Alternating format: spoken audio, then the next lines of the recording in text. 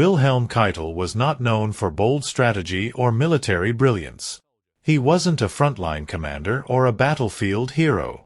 Instead, he is remembered as the man who signed his name beneath some of the darkest orders of the Third Reich. As chief of the Oberkommando der Wehrmacht, Germany's armed forces high command, Keitel became Hitler's instrument of war. He approved the invasion of sovereign nations, endorsed the execution of prisoners, and oversaw orders that led to mass atrocities across Europe. He was called Hitler's yes man, a military leader who chose loyalty over conscience. After Germany's defeat, Keitel was one of the highest-ranking Nazis tried at Nuremberg. His defense: he was only following orders. His judgment: guilty on all counts. His sentence: death by hanging. This is the story of Wilhelm Keitel, the general who followed orders until the rope. Early life and rise through the military. Wilhelm Keitel was born on September 22, 1882, in Helmskerode, Germany, into a family of landowners. Following family tradition, he joined the military in 1901 and served as an artillery officer during World War I. After the war, he remained in the drastically reduced Reichswehr, where he continued to rise through the ranks. Keitel gained a reputation for administrative competence and loyalty, qualities that would serve him well in the new political climate of Nazi Germany. By the early 1930s, he had become part of the defense ministry and was instrumental in covertly rebuilding the German army in violation of the Treaty of Versailles. When Hitler came to power, Keitel remained a loyal servant to the new regime. He wasn't known for bold decisions, but for his ability to carry out directives efficiently. This quality made him invaluable to a leader like Hitler. Hitler's high command and unquestioning loyalty. In 1938, Keitel was appointed chief of the OKW, the High Command of the Armed Forces. While technically the highest military authority in Nazi Germany, in practice, Keitel acted as a conduit between Hitler and the military. Rather than opposing reckless decisions, he endorsed them. Keitel approved the invasion of Poland in 1939, which triggered World War II. He signed orders authorizing harsh occupation policies, including the killing of civilians and the execution of hostages. He supported the attack on the Soviet Union in 1941 and endorsed the Commissar Order, which mandated the immediate execution of captured Soviet political officers. One of his most notorious roles was in enforcing Hitler's Night and Fog Decree, under which resistance fighters in occupied territories were secretly arrested, disappeared, or executed without trial. Keitel also approved the use of forced labor and oversaw the military's coordination with the SS. Despite growing evidence of military disaster, Keitel rarely contradicted Hitler. His loyalty was absolute, earning him the nickname Lackeytel, a pun meaning both lackey and a servant who never says no. War crimes, atrocities, and total collapse. As World War II escalated, Wilhelm Keitel's role within the Nazi regime became far more than administrative. He wasn't just signing papers, he was systematically embedding war crimes into military doctrine.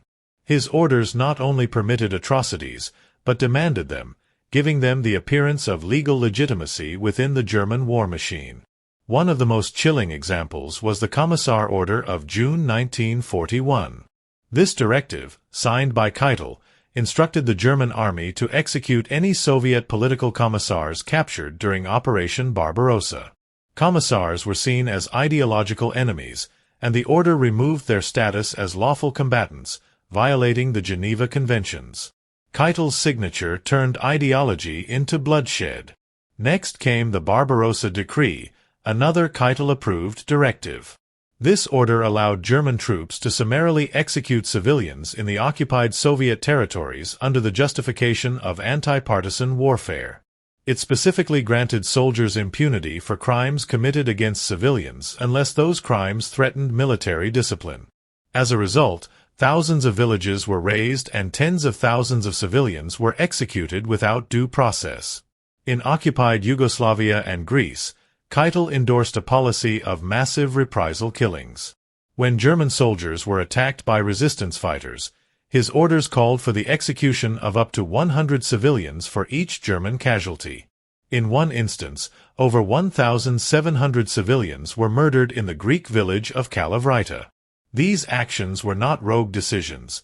They were enacted through formal orders from Keitel himself. Keitel also facilitated coordination between the Wehrmacht and the SS. While traditionally viewed as separate institutions, Keitel's cooperation helped integrate army resources into Holocaust logistics. Wehrmacht units assisted in the deportation of Jews from occupied territories and sometimes directly handed over prisoners to SS execution squads. His written communications reveal more than bureaucratic compliance. They show active support. He referred to resistance groups as gangs of Jewish Bolshevik agitators and approved collective punishments against entire communities.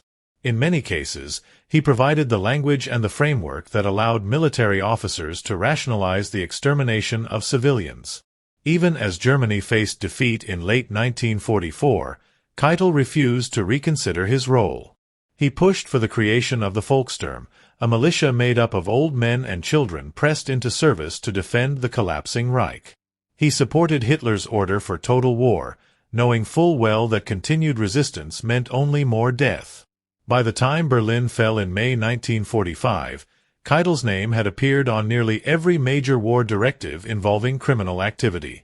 His signature had become the bureaucratic stamp of death, connecting Hitler's ideology with military execution. Nuremberg Trial and Execution. At the International Military Tribunal in Nuremberg, Keitel faced charges of crimes against peace, war crimes, and crimes against humanity. Prosecutors presented documents he had signed, orders that had led directly to the deaths of countless civilians and prisoners of war. Keitel's defense was clear. He had acted under superior orders. He claimed that disobedience would have meant execution, not only for himself, but possibly for his family. He argued that as a soldier, his duty was to obey. But the tribunal rejected this argument. The judges ruled that Keitel had not merely followed orders, he had helped create them. He had the authority to oppose illegal actions, but instead chose to enable them. On October 1, 1946, Wilhelm Keitel was found guilty on all counts. He was sentenced to death by hanging. On October 16, he was executed at Nuremberg. His final words reportedly included a salute to Germany and a call for unity. Today, Keitel's name stands not as a symbol of leadership, but of submission.